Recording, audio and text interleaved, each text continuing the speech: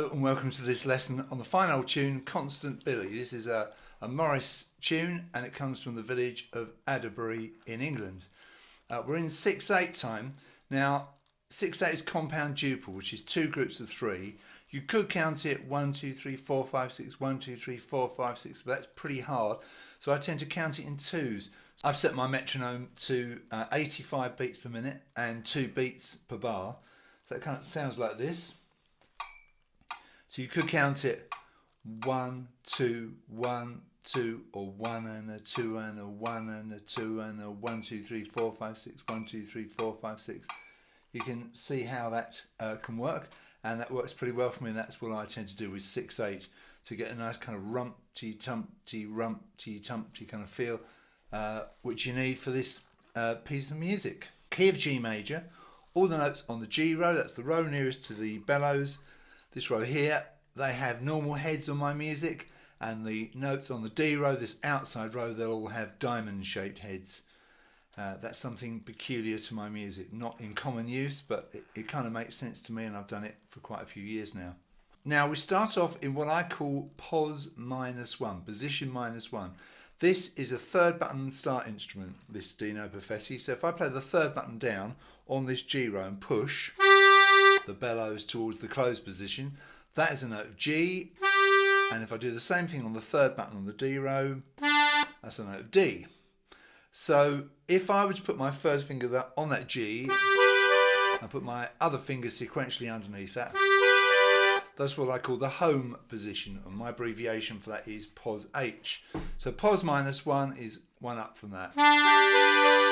So pos -1 is where we start.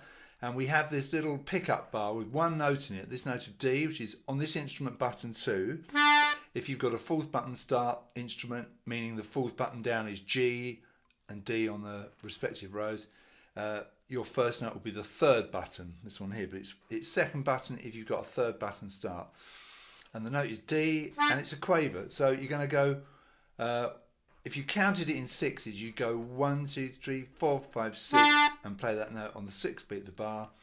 1, 2, 1, 2, and that kind of leads you into your first main bar on the next stave.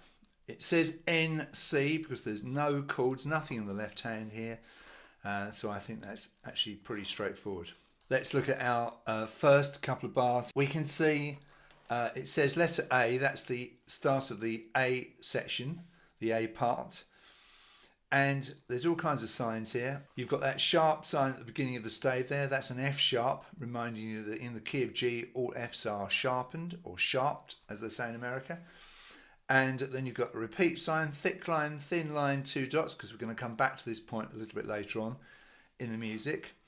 And then, like I say, I've got the A, letter A, nothing to do with an A chord or anything, it's just the A part, the first part, if you like. You've also got that very fancy kind of S with a line and 2 dots, and that is a repeat sign. That is the segno, and underneath that you've got the G, which is the G bass note, and so on. So our first note in our first full bar, remember that our first bar we actually played was the pickup bar, which we call bar 0.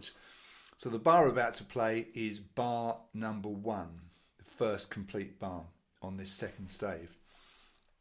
Now the first note is G, which we call the root note or the tonic. Like I say, third button of this third button start instrument.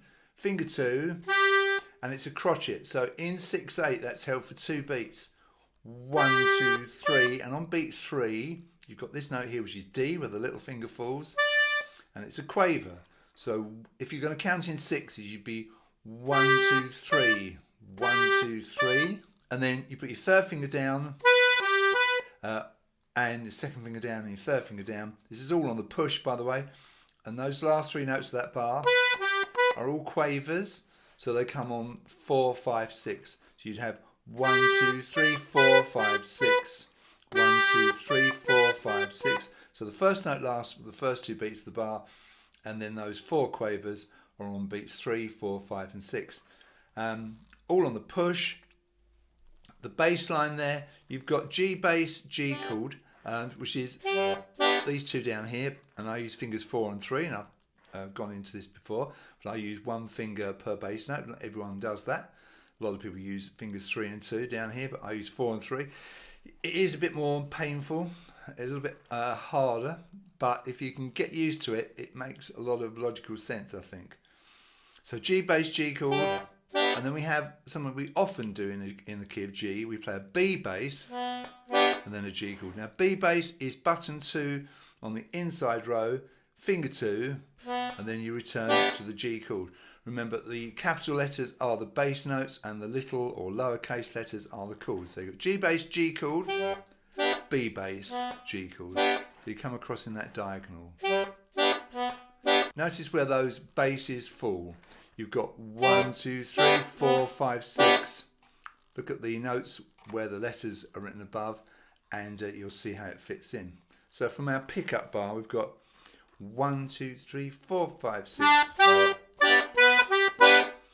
And that's our pickup bar and our first full bar complete. And then we're going to go on to the second bar now.